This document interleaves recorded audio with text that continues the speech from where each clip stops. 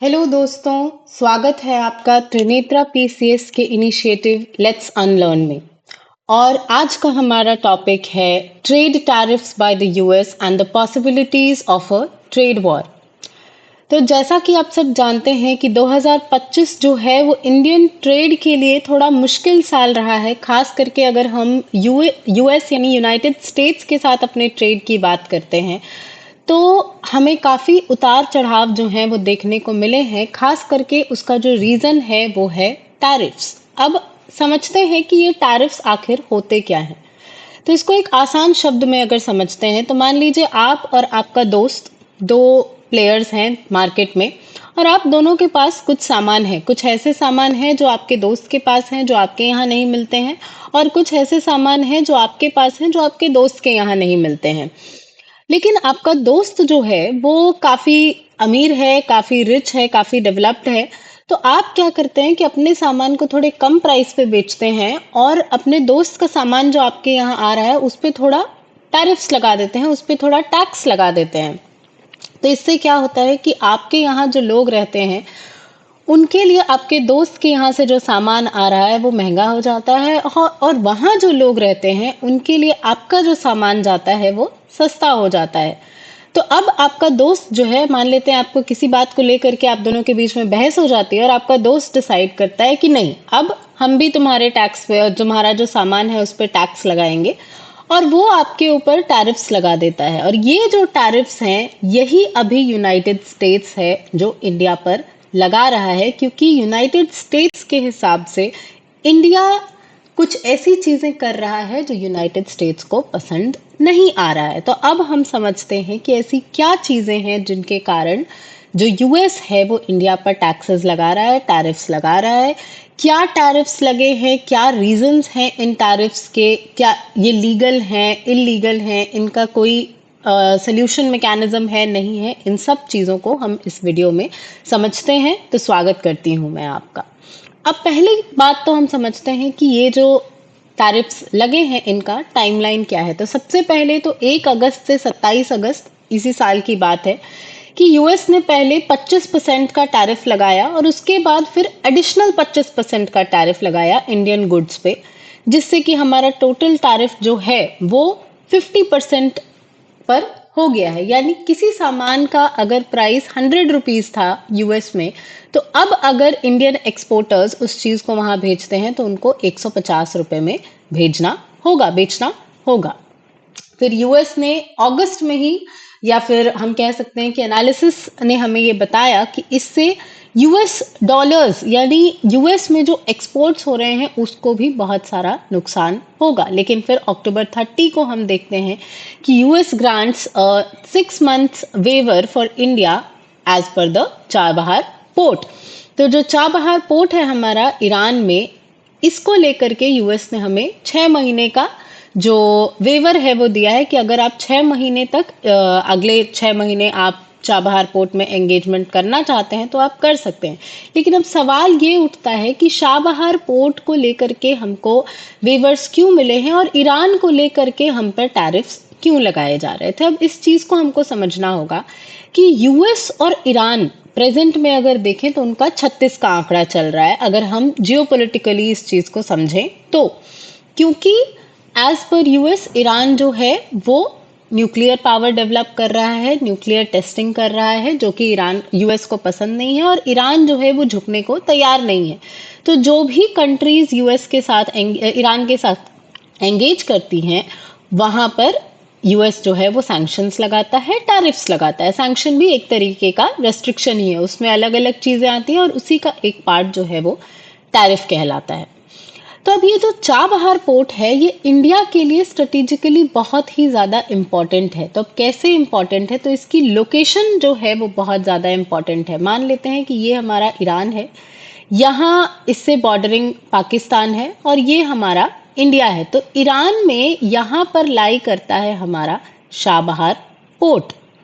और ये किसने बनाया है, तो ये बनाया है इंडिया ने। इंडिया की हेल्प से इसको ईरान में सेटअप किया गया है। ऑलरेडी काफी डिलेज के बाद ये जो पोर्ट है ये जो बंदरगाह है वो ऑपरेशनल हो पाया है, और अब जाकर के जब ये ऑपरेशनल हुआ है, इंडिया को इससे बेनिफिट्स मिल रहे हैं, तब हमको यहाँ पर सर्टेन जो डिलेमास हैं वो देखने को मिल रहे हैं। तो अब क्या दिक्कत है कि पाकिस्तान में है ग्वादर पोर्ट, जो कि शाबहार पोर्ट से बहुत ज़्यादा नज़दीकी पर है, और इस ग्वादर पोर्ट पे कंट्रोल है चाइना का।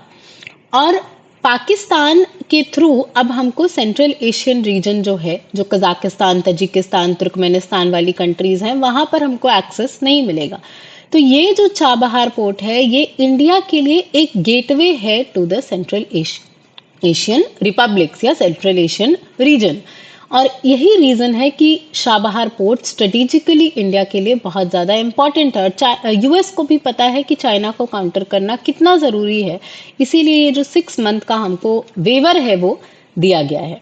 फिर अक्टूबर में ही हम देखते हैं कि इंडिया ने जो यूएस से ऑयल इंपोर्ट्स थे उसको बढ़ा दिया था, और बहुत सारी इंडियन कंपनीज ने अपने रशियन ऑयल को इंपोर्ट करना बंद कर दिया था, क्योंकि इंडिया पे जो रेस्ट्रिक्शंस लगे हैं, जो टैरिफ्स लगे हैं, उसके 3 मेन रीजंस हैं। Tariffs, 3 main reasons. पहला, रशिया, क्योंकि हम रशिया से बहुत ज़्यादा ट्रेड कर रहे हैं, तो क्योंकि आपको पता है कि यूक्रेन रशिया वॉर चल रहा है, और यूएस हर तरीके से चाहता है कि यूक्रेन रशिया वॉर जो है उसमें रशिया जो है वो पीछे हट जाए, रशिया की हार हो जाए। तो यूएस का कहना है कि जो भी कंट्रीज रशिया के साथ एंगेज कर रही हैं वो रशिया को हेल्प कर रही हैं वॉर में, और यही एलिगेशन वो इंडिया पे भी लगा रहा है, इसीलिए ये सैंक्शंस लगे। दूसरा, ईरान से एंगेजमेंट, सेम चीज़ कि आप ईरान और इजराइल के कॉन्फ्लिक्ट को जो है वो हवा दे रहे हैं, बढ़ावा दे रहे हैं, इसीलिए, और ईरान को न्यूक्लियर पावर बनने में हेल्प कर रहे हैं। और तीसरा है nature of Indian tariffs. US का कहना है कि इंडिया जो है वो इस दुनिया में सबसे ज़्यादा टैरिफ्स लगाता है, सबसे हाई टैरिफ्स लगाता है, और अपनी इकोनॉमी को क्लोज्ड रखता है। Closed nature of Indian economy, जो रेस्ट्रिक्शंस हम लगा के रखते हैं, आगे हम समझेंगे इस चीज़ को कि क्या कहना है यूएस का इस बारे में कि इंडियन इकोनॉमी जो है वो क्लोज्ड है। तब आगे समझते हैं कि यूएस ने क्या क्या जो मेजर्स हैं, जो टैरिफ्स हैं वो लगाए हैं। तो सबसे पहले 25% रेसिप्रोकल, यानी आपने लगाया उसके बदले में हमने लगाया, प्लस 25% पेनल्टी कि आप हमारी बात नहीं मान रहे हैं, इसकी वजह से 25% और, तो ये टोटल 50% का टैरिफ लगा है। सेकेंडरी सैंक्शंस भी लगते हैं उन लोगों को, मतलब इसका थ्रेट दिया गया है वैसे फर्म्स को जो कि अगर रशिया से अपना जो ट्रेड है उसको कंटिन्यू करते हैं तो उन पर ये सेकेंडरी सैंक्शंस लगाए जाएंगे। और सेलेक्टिव वेवर्स हमने पहले भी देखा कि शाबहार पोर्ट को सेलेक्टिवली यहाँ पर वेवर जो है वो दिया गया है। सर्विसेज पे भी कुछ रेस्ट्रिक्शंस लगाए गए हैं, जैसे H1B वीज़ा कैप्स जो हैं उनको रिड्यूस किया गया है, यानी वैसे लोग जिनको कि H1B वीज़ा दिया जाता था और उसमें मोस्टली जो थे वो इंडियन बेनिफिटर्स थे, उन पर उनका जो लिमिट है उसको कम कर दिया गया है। मिनिमम वेज का जो रिक्वायरमेंट है H1B वीज़ा के लिए, मान लेते हैं कि कोई $1 लाख कमा रहा है तभी उसको H1B वीज़ा मिलेगा, उसको और ज़्यादा बढ़ा दिया गया है। और डेटा लोकलाइजेशन के रिक्वायरमेंट्स जो हैं उसको भी इंक्रीज कर दिया गया है। फाइनेंशियल कर्ब्स किस तरीके से लगाए गए हैं, तो यूएस की कंपनीज को बोला गया है कि आप अपना पैसा जो है वो इंडिया में इन्वेस्ट नहीं कर सकते हैं, और साथ ही साथ ये भी बोला गया है कि अगर कोई इंडियन एंटिटी अमेरिकन एडवर्सरी यानी रशिया, ईरान, इन सब के साथ एंगेज करती है तो उन पर काटसा के अंडर सैंक्शंस लगाए जा सकते हैं। अब सवाल ये उठता है कि ये काटसा है क्या, तो ये काटसा जो है ये है countering America's adversaries, America's adversaries through sanctions act. और इस एक्ट के अंडर अमेरिका ये कहता है कि कोई भी देश अगर हमारे किसी एनिमी देश के साथ एंगेजमेंट करता है तो हम इस एक्ट के अंडर उन पर डिफरेंट सैंक्शंस लगा सकते हैं, और उसी में एक तरीका होता है ट्रेड सैंक्शंस, और ट्रेड सैंक्शन लगाने का एक तरीका है टैरिफ्स।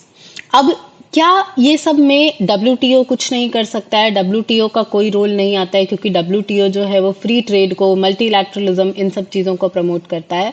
तो दिक्कत ये है कि अमेरिका ने जिन सेक्शंस को यूज़ किया है वो डब्ल्यूटीओ के मैकेनिज्म्स को बाईपास करते हैं, जो कहीं ना कहीं हमको ये भी दिखाता है कि डब्ल्यूटीओ जो है वो अब एक रिडंडेंट ऑर्गेनाइजेशन हो चला है। तो लीगल बेसिस क्या है इसका? तो section 232 of the trade expansion act and international energy economic powers act 1977, इन दोनों के अंडर जो है वो यूएस ने इन सैंक्शंस को लगाया है एंड दस ये डब्ल्यूटीओ के मैकेनिज्म्स को बाईपास करते हैं। अब सवाल ये उठता है कि कौन कौन से सेक्टर्स हैं जो इससे सबसे ज्यादा अफेक्टेड हैं। तो टोटल अगर हम देखें तो हमारा 87 बिलियन डॉलर्स का जो एक्सपोर्ट है टू द यूएस, उसमें से 55% एक्सपोर्ट्स जो हैं वो प्रेजेंट में रिस्ट्रिक्टेड हैं, उन पे हमको असर देखने को मिलेगा। तो क्या क्या है इन 55% में? तो टेक्सटाइल्स एंड अपैरल्स, क्योंकि बहुत ज़्यादा कपड़े जो हैं वो लो प्राइस पे इंडिया से यूएस में एक्सपोर्ट किए जाते हैं। जेम्स एंड ज्वेलरी है, मरीन प्रोडक्ट्स है, स्पेशली श्रिम्प इंडस्ट्री जो है उसकी डिमांड यूएस में बहुत ज़्यादा थी, और ऑटो पार्ट्स एंड मशीनरी, जिसकी वजह से हमको सप्लाई चेन डिसरप्शंस जो हैं वो देखने को मिल सकते हैं। लेकिन साथ ही साथ कुछ इंपॉर्टेंट सेक्टर्स जो हैं उनको एग्जेम्प्ट भी किया गया है, क्योंकि ऑब्वियसली यूएस को भी ये समझ में आ रहा है कि अगर वो सारे सेक्टर्स पे, जो इंपॉर्टेंट सेक्टर्स हैं उन पे भी सैंक्शंस लगा देगा तो उसका उल्टा असर जो है वो यूएस को भी देखने को मिलेगा। तो क्या है एग्जेम्प्टेड सेक्टर्स? तो pharmaceuticals, semiconductors and electronics, energy products और क्रिटिकल मिनरल्स जो हैं, जो कि यूएस के लिए भी इक्वली इम्पॉर्टेंट या इंडिया से ज़्यादा इम्पॉर्टेंट हैं, उनको यूएस ने एग्जेम्प्ट करके रखा है। तो ट्रम्प एडमिनिस्ट्रेशन कहती है, क्या जस्टिफिकेशंस देती है कि इंडिया रशिया से ऑयल इंपोर्ट कर रहा है, जो हमने देखा।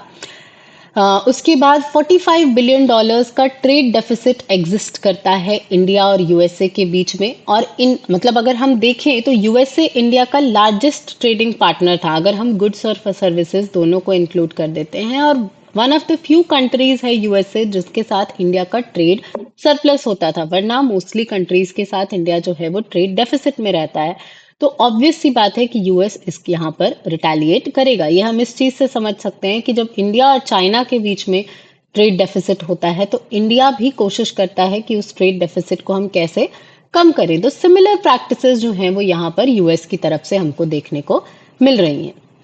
Next, allegations of highest tariffs globally, कि इंडिया दुनिया में सबसे ज्यादा टैरिफ्स लगाता है, and pressure for Russia Ukraine cease fire, कि अगर आप रशिया को पैसे देना बंद कर देते हैं, वहां से इंपोर्ट करना एक्सपोर्ट करना बंद कर देते हैं वहां अपने कंट्री में, तो रशिया के पास जो है वो पैसे कम हो जाएंगे, जिसकी वजह से वॉर जो है वो और ज्यादा फ्यूल नहीं होगा। अब इसका इम्पैक्ट क्या होगा, जो हमारे एग्जामिनेशन के लिए बहुत ज़्यादा इम्पॉर्टेंट हो जाता है कि ये जो चीज़ें हो रही हैं इसका इंडियन मार्केट पे, इंडियन इकोनॉमी पे क्या इम्पैक्ट पड़ेगा। तो सबसे पहले तो एक्सपोर्ट्स जो हैं हमारे वो डिक्लाइन हो जाएंगे, और ये जितने भी सेक्टर्स जो हमने देखे, टेक्सटाइल है, अपैरल है, James, jewellery, marine products, auto parts, ये सारे जो हैं ये बहुत ही ज़्यादा जॉब इंटेंसिव सेक्टर्स हैं। इनमें बहुत ज़्यादा लोग जो हैं वो एम्प्लॉय होते हैं।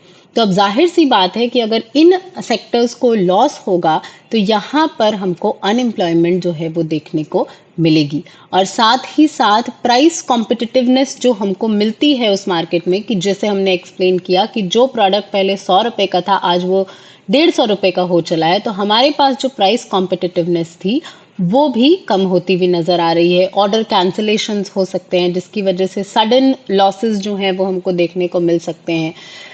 हमारा जो फॉरेक्स रिजर्व है, क्योंकि अब हमारा एक्सपोर्ट जब कम हो जाएगा, मान लेते हैं कि हमारे एक्सपोर्ट्स का डिमांड वहां पे कम हो गया क्योंकि प्राइस जो है वो बढ़ जाएगी, तो एक्सपोर्ट हमारा कम हो जाएगा, तो इससे इंडिया में आने वाले डॉलर्स जो हैं वो कम हो जाएंगे, जिसकी वजह से हमारा फॉरेक्स रिजर्व घटेगा। सप्लाई चेन जो है, अब हमको नए मार्केट्स ढूंढने पड़ेंगे, तो मल्टीनेशनल्स जो हैं वो इंडिया में इन्वेस्टमेंट करने से इनकार कर देंगे, क्योंकि इंडिया का मार्केट जो है वो थोड़ा वॉलेटाइल होता हुआ नजर आएगा। तो टोटल कितने जॉब लॉसेस होंगे, तो 5 to 7 लाख जॉब लॉसेस हमको देखने को मिल सकते हैं, और 45% एमएसएमईज पे हमको ये जो लॉस है वो देखने को मिल सकता है, कि ऐसे एमएसएमईज जो कम्प्लीटली एक्सपोर्ट पे डिपेंडेंट हैं, क्योंकि हमें भी पता है कि इंडिया में एग्रीकल्चर के बाद जो सबसे ज़्यादा एम्प्लॉयमेंट में, ट्रेड में, एक्सपोर्ट में कंट्रीब्यूट करते हैं वो हैं एमएसएमईज, और उसमें से 45% एमएसएमईज पे हमको क्रेडिट क्रंच का प्रेशर जो है वो देखने को मिल सकता है। अब बात करते हैं कि इसका पॉलिटिकल और जियोपॉलिटिकल इम्पैक्ट क्या हो सकता है। ये तो हमने इकोनॉमिक इम्पैक्ट देख लिया कि इंडिया को क्या लॉसेस हो सकते हैं, लेकिन अगर हम स्ट्रेटेजिकली देखें, इंटरनेशनली देखें, तो क्या लॉसेस हो सकते हैं इसके। तो सबसे पहले एक स्ट्रेटेजिक पार्टनरशिप पे स्ट्रेन, एक दाग हमको देखने को मिल सकता है। यानी कि इंडिया और यूएस के जो रिलेशंस हैं वो ऐसा नहीं है कि हम बिल्कुल लॉन्ग लॉस्ट फ्रेंड्स की तरह हैं कि हाँ बहुत टाइम से हम एक दूसरे के साथ पार्टनरशिप में हैं, एक ट्रस्ट है हम दोनों के बीच में, जैसा हमारा रशिया के साथ है। वैसा यूएस के साथ हमारा रिलेशनशिप नहीं है। यूएस के साथ हमारी रिलेशनशिप जो है वो एकदम नई नई है, ताज़ी ताज़ी है, और मोस्टली ये हमको पोस्ट 2014 देखने को मिली है। और अभी ये रिलेशनशिप जब एमर्ज हो रही है, उस टाइम पे इस तरीके के मेजर्स जो हैं वो लॉन्ग टर्म पार्टनरशिप पे एक स्ट्रेन पैदा कर सकते हैं। और यूएस को भी जो बेनिफिट्स हैं, जैसे चाइना को काउंटर करने का बेनिफिट जो हमको देखने को मिलता है इंडियन पार्टनरशिप के साथ, वो भी कहीं ना कहीं यहाँ पर टेंट होता हुआ नजर आ सकता है। Next, strategic autonomy. अब यहाँ पर इंडिया पे प्रेशर डाला जा रहा है कि आप ईरान से ट्रेड मत करिए, आप रशिया से ट्रेड मत करिए। बट इंडिया अपना स्टैंड को क्लियर रख रहा है कि हमारा नेशनल इंटरेस्ट अगर ईरान के साथ ट्रेड करने में है, अगर रशिया के साथ ट्रेड करने में है, तो हम उसको करेंगे। यानी इंडिया अपनी स्ट्रेटेजिक ऑटोनॉमी को क्लियर रखता है कि हमको यूएस यानी वॉशिंगटन और मॉस्को और साथ ही साथ ईरान, इन सब के साथ एक बैलेंस बना करके चलना है। Next, diplomatic leverage. यहाँ पर डिप्लोमेसी जो है वो अपना रोल प्ले कर सकती है, इन द सेंस कि जैसे हमको शाहबहार पोर्ट के लिए एक वेवर मिला है थ्रू बैकडोर चैनल्स डिप्लोमेसी, उसी तरीके से हम इस तरीके का और वेवर्स जो है वो यूएस के साथ रिकंसिलिएट कर सकते हैं। नेक्स्ट, कहीं ना कहीं ये डोमेस्टिकली भी हमको एक इम्पैक्ट जो है वो इसका देखने को मिलेगा कि मान लेते हैं अगर अनएम्प्लॉयमेंट बहुत ज़्यादा होगा, फॉरेक्स रिजर्व्स जो हैं वो घट जाएंगे, एक्सपोर्ट्स हमारा डिक्लाइन हो जाएगा, सप्लाई चेन डिसरप्शंस होंगे, तो इसका इम्पैक्ट इकोनॉमिकली तो होगा ही साथ जो नेशनलिस्ट फीलिंग है लोगों में वो भी जागेगी। एंटी यूएस कैंपेन्स हो सकते हैं, एंटी गवर्नमेंट कैंपेन्स हो सकते हैं। तो पॉलिटिकली हमको इंडिया में भी इसका इम्पैक्ट देखने को मिल सकता है, जैसे हमको बांग्लादेश में देखने को मिला। एंड लास्टली, ये एक लॉन्ग टर्म ट्रस्ट डेफिसिट जो है वो क्रिएट करेगा, दैट ये एक मैसेज भेजेगा सोसाइटी में कि यूएस पर हम एक लॉन्ग टर्म पार्टनरशिप की उम्मीद नहीं कर सकते हैं, यूएस पर लॉन्ग टर्म भरोसा नहीं कर सकते हैं। लेकिन इन सब के बावजूद भी ये एक अपॉर्चुनिटी है इंडिया के लिए कि वो अपने डोमेस्टिक मार्केट को रीसेट कर सकता है, नए मार्केट्स ढूंढ सकता है, अपनी इकोनॉमी को और ज़्यादा स्ट्रेंथन कर सकता है कि अगर इस तरीके के सडन शॉक्स जो हैं वो हमको इन फ्यूचर देखने को मिलते हैं तो हम उसको कैसे डील कर सकते हैं। और साथ ही साथ ये इंडिया और यूएस के रिलेशनशिप को एक नया वर्जन दे सकता है, जहां पर हम इक्वल पार्टनर्स की तरह बिहेव करेंगे, ना कि एक जो है वो डिक्टेटर की तरह बिहेव करेगा और एक जो है वो फॉलोअर की तरह बिहेव करेगा। अब बात आती है कि इंडिया की स्ट्रेटजी क्या हो सकती है, कि हम अगर इंडिया को कुछ स्टेप्स लेने हों तो इंडिया यहाँ पर क्या स्टेप्स ले सकता है। तो सबसे पहले हमको डिप्लोमेटिकली जो हमारा स्टैंड है वो ये है कि इंडिया ने क्लियर किया है ऑफिशियली कि ये जो टैरिफ्स हैं ये गलत हैं, और सॉवरेन ट्रेड जो है वो हमारा राइट है। अगर हम एक सॉवरेन कंट्री हैं तो हम किसी की भी दादागिरी जो है वो बर्दाश्त नहीं करेंगे, और अगर आपको कोई इशू है तो उसको आपको बायलैटरली सुलझाना होगा। नेक्स्ट, ये हमारे पास अपॉर्चुनिटी है कि हम मार्केट अपना डाइवर्सिफाई कर सकते हैं। नई इकोनॉमीज जैसे जापान है, वेस्ट एशिया है, अफ्रीका है, वहां पर हमको अपना मार्केट जो है वो बनाना होगा। मेक इन इंडिया को यहाँ पर बूस्ट मिल सकता है, क्योंकि अगर जाहिर सी बात है कि यूएस में अगर इंडिया से एक्सपोर्ट नहीं होगा तो इंडिया भी यूएस से जो अपना एक्सपोर्ट है उसको बंद करना चाहेगा। तो उसके लिए हमको इंडियन इनिशिएटिव्स जो हैं, सेल्फ रिलायंट इनिशिएटिव्स जो हैं, उनको बूस्ट करना होगा। सेक्टोरल सपोर्ट देने की ज़रूरत है, खास करके वैसे एमएसएमईज, वैसे सेक्टर्स जो अफेक्ट हुए हैं उनको क्रेडिट सपोर्ट देना, इंश्योरेंस सपोर्ट देना, उनके लिए नए मार्केट्स ढूंढना, ये सब जो है ये अभी गवर्नमेंट पे इसकी जिम्मेदारी है।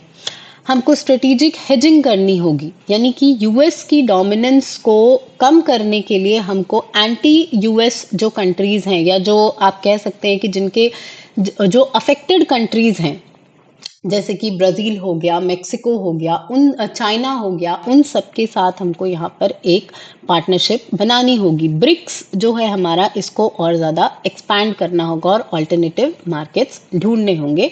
एंड लास्टली, जो भी इंटरनेशनल मैकेनिज्म्स हैं, लीगल मैकेनिज्म्स हैं, जैसे डब्ल्यूटीओ का डिस्प्यूट मैकेनिज्म है, यूएन है, इंटरनेशनल कोर्ट ऑफ जस्टिस है, उन सब जगहों पर जा करके हमको जो है इंडिया का स्टैंड जो है वो क्लियर करना होगा, and then we can hope for a relief. तो WTO dispute resolution, coalition with affected nation and US से जो हमारा प्रोक्योरमेंट्स है, उनको हमको अभी थोड़े टाइम के लिए पॉज करना होगा।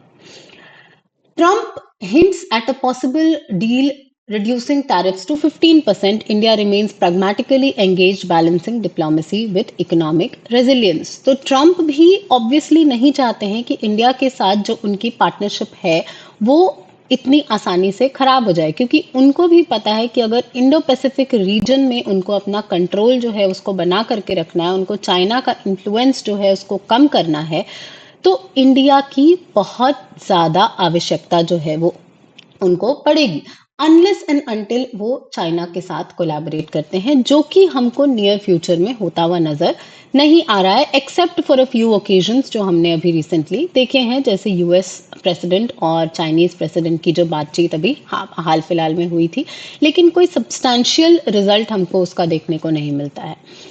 तो ऑब्वियस सी बात है कि इंडियन एक्सपोर्ट्स, अब इनका डिमांड भी है यूएस में, तो इसके लिए यूएस को अपनी इकोनॉमी, अब उनको भी एक नया मार्केट्स ढूंढना होगा जहां से वो इन चीज़ों को एक्सपोर्ट कर सकते हैं। तो ये बहुत बड़ा गेम है, और इसीलिए ट्रम्प भी नहीं चाहेंगे कि इंडिया जो है वो एक पार्टनर की तरह वो लूज करे। तो ऑब्वियसली उनके लिए भी एक बेटर सोल्यूशन और हमारे लिए भी एक बेटर सोल्यूशन ये है कि हम दोनों कंट्रीज के बीच में बायलैटरली डिप्लोमेटिकली इन प्रॉब्लम्स को सुलझाने की कोशिश करें, लेकिन अपनी जो सॉवरेंटी है, अपना जो नेशनल इंटरेस्ट है, उसको ध्यान में रखते हुए।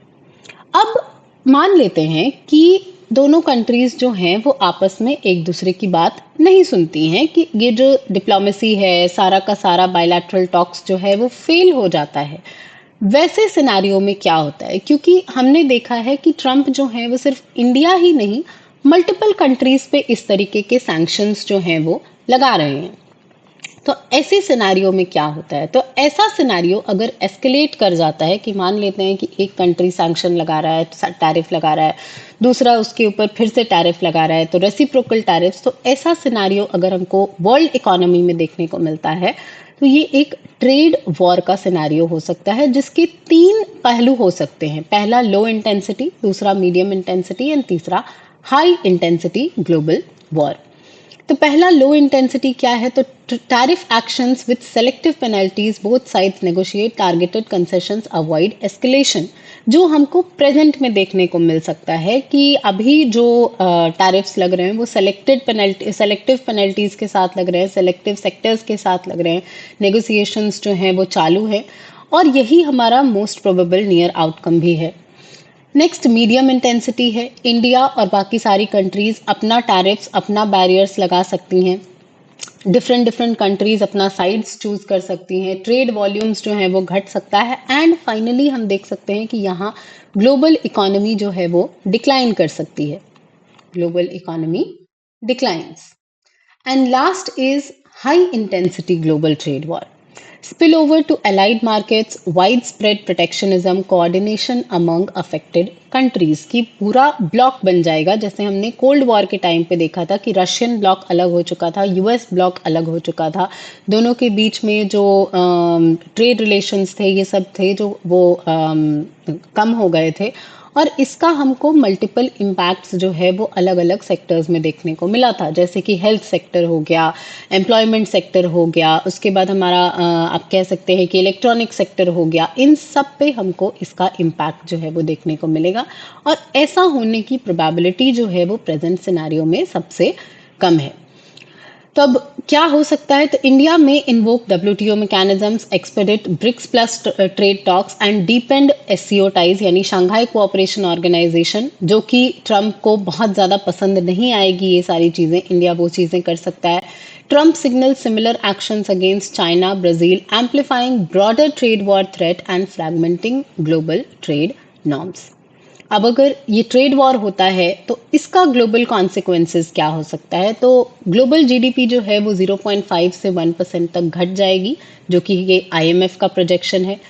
200 से 300 बिलियन डॉलर का कोलैटरल लॉसेस हो सकता है, जो इमर्जिंग मार्केट्स हैं, खास करके जैसे इंडिया है, वियतनाम है या वेस्ट एशिया है, इन सब में हमको ऑयल प्राइस, उसमें भी हमको जो है वो इंक्रीज देखने को मिल सकता है। ऑयल प्राइस रेंज जो है वो बढ़ सकता है एंड $1 ट्रिलियन का जो फंड है वो डाइवर्ट हो सकता है।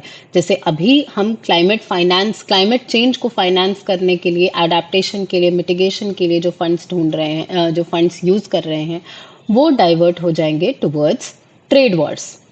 साथ ही साथ सप्लाई चेन डिसरप्शंस हो सकते हैं, जियोपॉलिटिकल रीअलाइनमेंट्स हो सकता है, जैसे दो अलग अलग ग्रुप्स बन गए थे, दो अलग अलग ब्लॉक्स बन गए थे, वैसा ही रीअलाइनमेंट हमको देखने को मिल सकता है।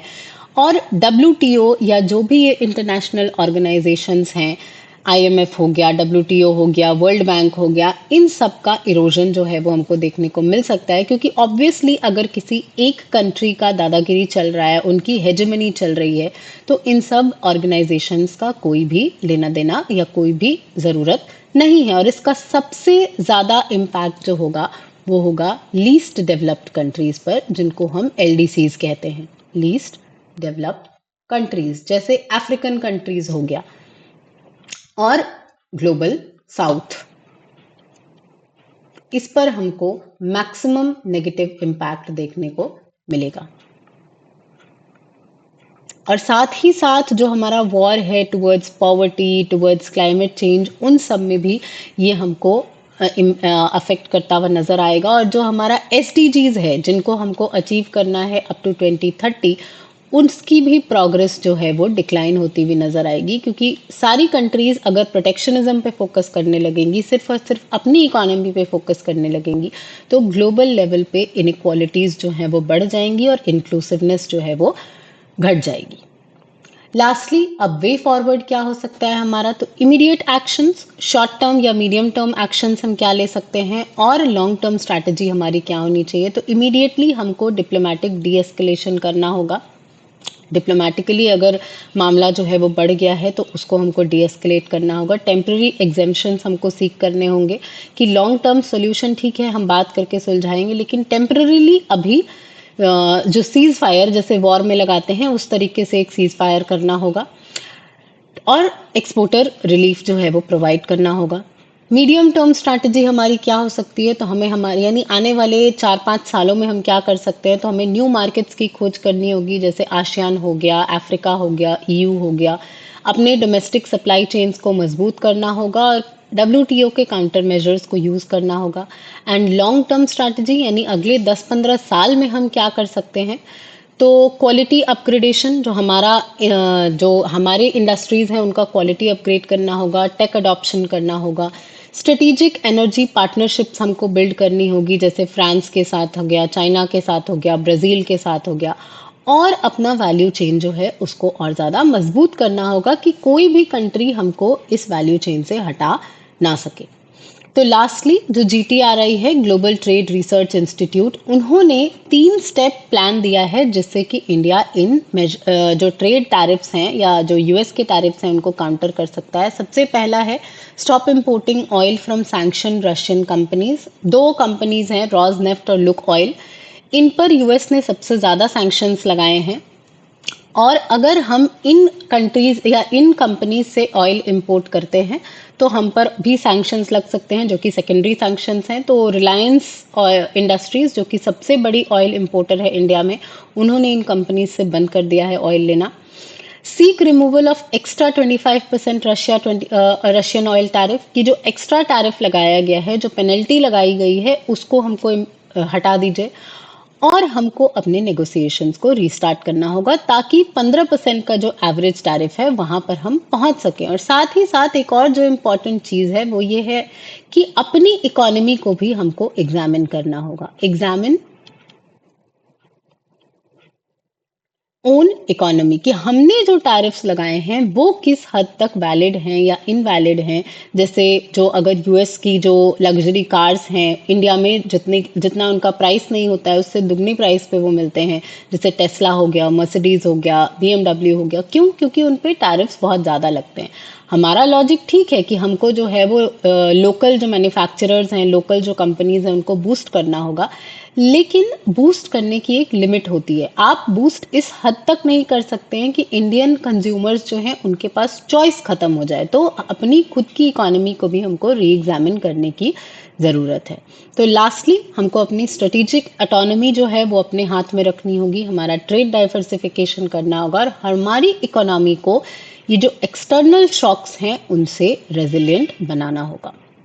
So that's it for the video. अगर आपको इसका पीडीएफ चाहिए तो ये आपको हमारे टेलीग्राम चैनल से मिल जाएगा, जिसका लिंक आपको डिस्क्रिप्शन में मिल जाएगा। वीडियो पसंद आया हो तो इसे लाइक करें, शेयर करें, सब्सक्राइब करें।